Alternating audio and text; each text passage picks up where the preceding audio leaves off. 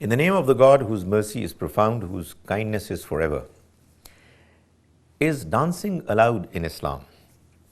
The fact of the matter is that dancing or other such activities of celebrations are not a direct subject which the Quran or Sunnah have addressed.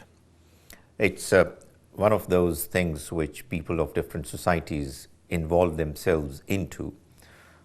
Islam is more concerned about the morality of humans.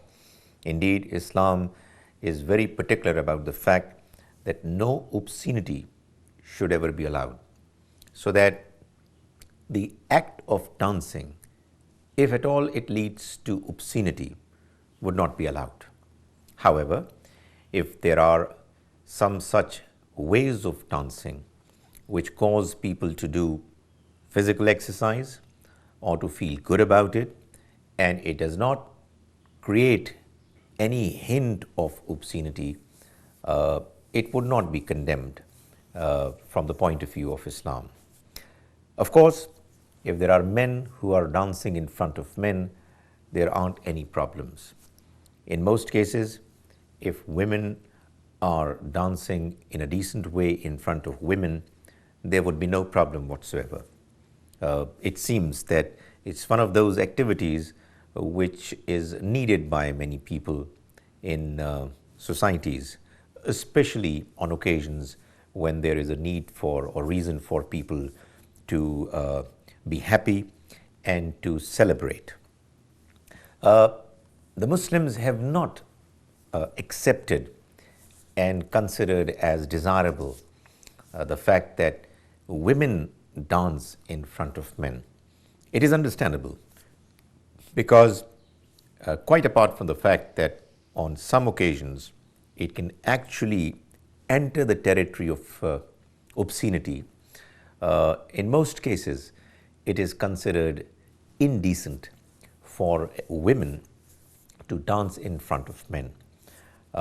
People who do it are the ones who are not normally considered to be respectable people, and it has always been traditionally thought to be not one of the desirable ways of expressing one's feelings of felicitation, of feelings of celebrating different occasions.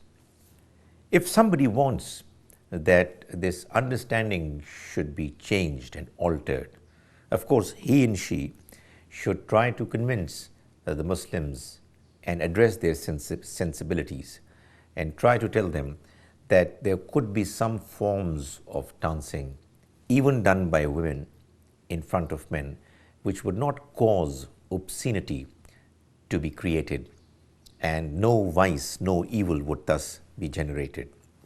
This and many such other matters have to do with an understanding within the Muslim society where people would enter into a dialogue or would try to promote a certain understanding or a certain way of doing things to others.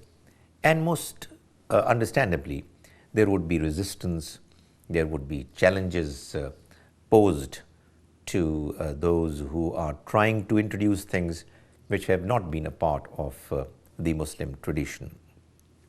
It must be kept in mind that the real issue which Islam addresses is the issue of human morality.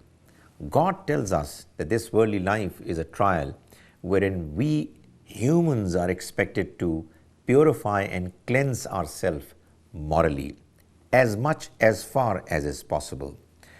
Acts of dancing which are normally obscene, and most certainly it must be admitted that in the present times, one of the ways obscenity is being spread across is through dancing. Such dances have no place whatsoever in a Muslim society which actually stands on the ideals of morality, of purity. So, in a nutshell, what I would want to say is that dancing per se is not something which is the direct subject of condemnation in Islam.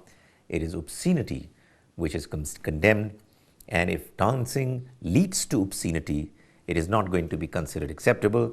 But if there are certain forms of dancing which do not come within the category of obscene dances, they can be held acceptable in a Muslim society. And if there are people who are causing them to be discouraged, those people need to be invited into some kind of an exchange of views and dialogue so that the resistance is overcome.